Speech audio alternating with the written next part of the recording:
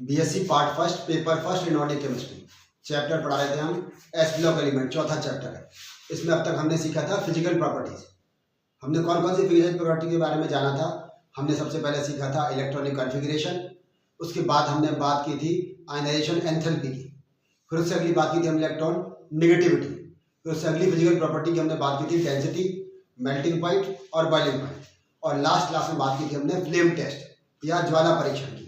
और ज्वाला परीक्षण में मैंने आपसे कहा था कि जितने भी alkali metals alkaline earth metals हैं वो सब क्या करते हैं, फ्लेम टेस्ट देते हैं, वो ज्वाला परीक्षण देते हैं, वो फ्लेम को एक स्पेसिफिक या कैरेक्टरिस्टिक कलर देते हैं। उसमें हमने lithium, sodium, potassium, rubidium, caesium की बात की थी, हमने कैल्शियम, स्ट्रोंशियम, बेरियम की बात की थी, रेडियम की बात की थी। लेकिन आपको ध्यान होगा तो हमने वहाँ पर बेरिलियम की बात नहीं की थी, वहाँ हमने मैग्नीशियम की बात नहीं की। हमने यह नहीं बताया था वहाँ पर कि बेरिलियम और मैग्नीशियम फ्लेम टेस्ट देते हैं। तो आपके मन में जरूर प्रश्न आया होगा कि सर ने पिछली क्लास में बेरिलियम और मैग्नीशियम के बारे में क्यों नहीं बताया। तो बात को समझने की कोशिश करो। बेरिलियम और मैग्नीशियम फ्लेम टेस्ट नहीं देते हैं। क्यों नहीं देते? इसलिए हमने नहीं लिखा था पिछली क्लास में। क्यों नहीं देते हैं? क्योंकि उनमें इलेक्ट्रॉन थोड़ा सा बाकी के कंपेरिजन में टाइटली बाउंडेड होते हैं। उनमें थोड़े से, क्योंकि आकार छोटा है और इलेक्ट्रॉन वो मजबूती से बंधे रहते हैं, थोड़ा टाइटली बाउंडेड होते हैं, तो इलेक्ट्रॉन को निकालने के लिए थोड़ी अधिक एनर्जी देनी पड़ती है। किसकी तुलना में? बाकी एल्कली मेटल्स और एल्कलाइन अर्थ मेटल्स की तुलना में। आपको याद हो तो पिछली क्लास में मैंने lithium, sodium, potassium, rubidium, caesium सब की बात की है।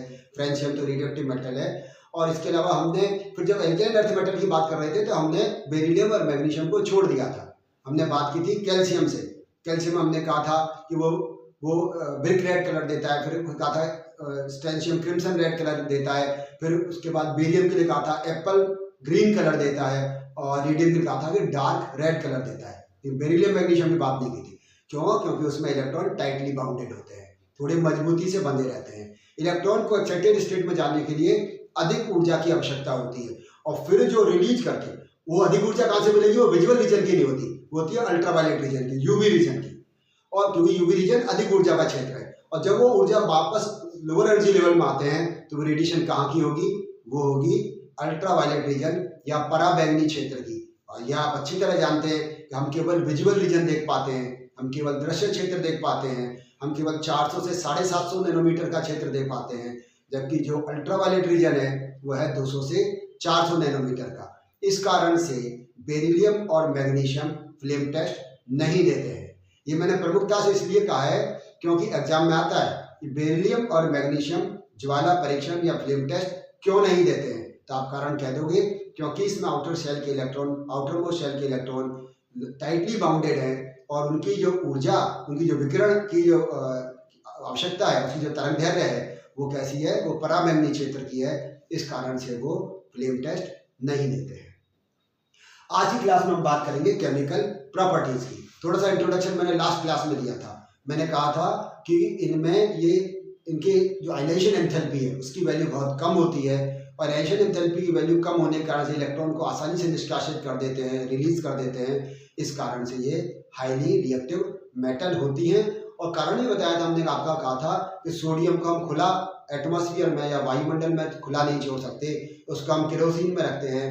क्यों रखते हैं? क्योंकि वायुमंडल में खुला छोड़ने पर वो वायुमंडल की ऑक्सीजन से, मॉइस्चर से रिएक्शन कर जाता है। इसीलिए सोडियम को खुला नहीं रखते। ये भी एग्जाम में आता है। उसको हम क्या करते हैं कि उसको केरोसिन में अंदर डिप करके रखते हैं।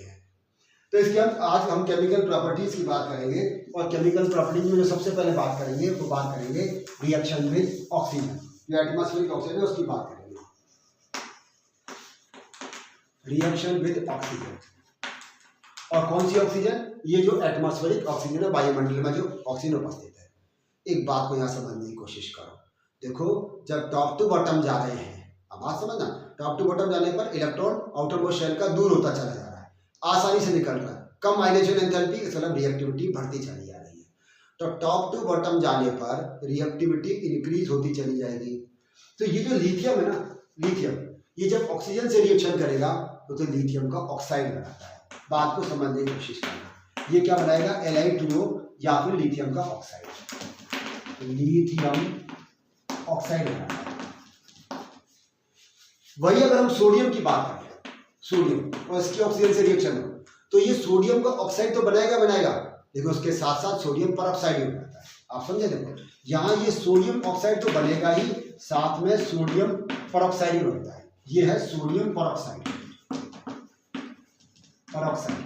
और ये है सोडियम ऑक्साइड, सोडियम ऑक्साइड। ये सोडियम ऑक्साइड है, सोडियम परऑक्साइड। तो ये केवल ऑक्साइड बनाता है, लेकिन ऑक्साइड के साथ साथ ये परऑक्साइड भी बनाता है। और यदि हम और मेटल की बात करें, पोटेशियम, रुबिडियम, सीजियम, इनकी बात करें, तो ये क्या करते हैं, ये ऑक्साइड ही बनाते हैं, ये परऑक्साइड भी बनाते हैं, और उसके साथ साथ ये सुपर ऑक्साइड भी बनाते हैं। ये है सुपर ऑक्साइड, सुपर ऑक्साइड। इसमें मेटल कौन कौन से हैं? पोटेशियम, रुबिडियम और सीजियम। Potassium, rubidium, caesium. अब हमारी बात क्या समझ में आ रही है? देखो लिथियम केवल ऑक्साइड बनाता है, सोडियम ऑक्साइड के साथ साथ परऑक्साइड ही बनाता है, और पोटेशियम, रुबिडियम और सीजियम ये ऑक्साइड ही बनाते हैं, परऑक्साइड ही बनाते हैं, और साथ साथ सुपर ऑक्साइड भी बनाते हैं। क्यों बनाते हैं? क्योंकि ऑक्सीजन के साथ इनकी रिएक्शन करने की टेंडेंसी लगातार बढ़ती चली जाती है। तो रिएक्टिविटी लगातार बढ़ रही है। ये केवल ऑक्साइड बना रहा है, जब आता है याद रखें लिथियम केवल ऑक्साइड बनाता है, सोडियम ऑक्साइड के साथ परऑक्साइड ही बनाता है, जबकि पोटेशियम, रुबिडियम, सीजियम ऑक्साइड और परऑक्साइड के साथ साथ सुपर ऑक्साइड्स भी बनाते हैं। इसी प्रकार से बात करते हैं हम एल्कलाइन अर्थ मेटल्स की। मैग्नीशियम की रिएक्शन करें, मैग्नीशियम की रिएक्शन ऑक्सीजन से करें, मैग्नीशियम ऑक्साइड बन जाएगा। ये क्या है? मैग्नीशियम ऑक्साइड, मैग्नीशियम ऑक्साइड बनता है। इसी तरह से मैग्नीशियम नाइट्रोजन से रिएक्शन कर लेता है।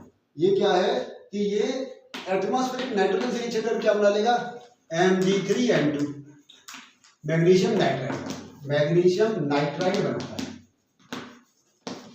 मैग्नीशियम इससे रिएक्शन कर क्या बनाएगा? नाइट्राइड। अगर हम स्ट्रोंशियम की बात करें, स्ट्रोंशियम ऑक्सीजन से रिएक्शन करेगा, स्ट्रोंशियम ऑक्साइड बनाएगा। ऐसा ये स्ट्रोंशियम का परऑक्साइड बनाएगा। स्ट्रोंशियम यहाँ पर लिखा है स्ट्रोंशियम परऑक्साइड, तो वहां हम बात करें सोडियम ऑक्साइड और परऑक्साइड दोनों बना रहा है। मैग्नीशियम केवल ऑक्साइड बनाता है, लेकिन हम इसकी स्ट्रोंशियम की बात करें, ये ऑक्साइड ही बनाएगा। ऐसा नहीं ऑक्साइड ही बनाएगा, ये ऑक्साइड बनाएगा स्ट्रोंशियम ऑक्साइड, क्योंकि स्ट्रोंशियम ऑक्साइड के साथ साथ स्ट्रोंशियम परऑक्साइड ही बनाएगा। मैग्नीशियम नाइट्रोजन से रिएक्शन करके मैग्नीशियम नाइट्राइड बनाएगा। जैसे मैंने पहले कहा कि ये एटमॉस्फेरिक ऑक्सीजन से, एटमॉस्फेरिक नाइट्रोजन से ये रिएक्शन कर लेते हैं। अब बात करते हैं, जैसे मैंने कहा था ये एटमॉस्फेरिक मॉइस्चर से रिएक्शन कर लेते हैं, या फिर reaction with water, reaction with water. हम ये पहले अच्छी तरह जानते हैं कि जल के साथ रिएक्शन करने पर ये क्या बनाते हैं? हाइड्रोक्साइड्स बनाते हैं, क्योंकि ये बेसिक नेचर के हैं। तो जल के साथ रिएक्शन करेंगे, हाइड्रोक्साइड बनाएंगे। जैसे मानो सोडियम, ये जल के साथ रिएक्शन करें तो क्या बनाएगा? ये सोडियम हाइड्रोक्साइड, और क्या निकालेगा? ये हाइड्रोजन गैस निकलेगी। जल के साथ रिएक्शन पर क्या बनाएगा? ये सोडियम हाइड्रोक्साइड, और साथ में हाइड्रोजन गैस बाहर निकलती है। तो ये कैसा होगा? जैसे हम कहें सोडियम हाइड्रोक्साइड है, सोडियम हाइड्रोक्साइड, और ये बेसिक नेचर का होगा। सिमिलरली मानो मैग्नीशियम की बात करते हैं, मैग्नीशियम वाटर से रिएक्शन कर क्या बनेगा? मैग्नीशियम हाइड्रोक्साइड Mg2H2, और साथ में ये हाइड्रोजन गैस निकालेगा। तो इसका मतलब ये हुआ कि जब कभी भी एल्कली मेटल्स या एल्कलाइन अर्थ मेटल्स वाटर के साथ रिएक्शन करते हैं, बैलेंस आप इसको कर लेंगे यहाँ पर, तो जब ये वाटर के साथ रिएक्शन करते हैं तो क्या बनाते हैं? ये हाइड्रोक्साइड्स बनाते हैं। ये मैग्नीशियम हाइड्रोक्साइड है, और साथ में हाइड्रोजन गैस बाहर निकलती है। तो ये हमें ध्यान देना होगा। ये सब कैसे होते हैं? ये बेसिक नेचर के होते हैं। मानो कैल्शियम की रिएक्शन कराओ तो कैल्शियम बनाएगा कैल्शियम हाइड्रोक्साइड, और साथ में हाइड्रोजन गैस। तो ये सब क्या करते हैं? जल के साथ रिएक्शन पर हाइड्रोक्साइड बनाते हैं और हाइड्रोजन गैस निकालते हैं। और इसके बारे में मैं कह चुका आपसे कि ये सोडियम के साथ जब वाटर के साथ रिएक्शन करेगा, विगरस रिएक्शन होती है, बहुत वायलेंट रिएक्शन होती है, तेजी से अभिक्रिया होती है, इतनी ज्यादा ऊर्जा बाहर निकलती है कि आग पकड़ लेता है।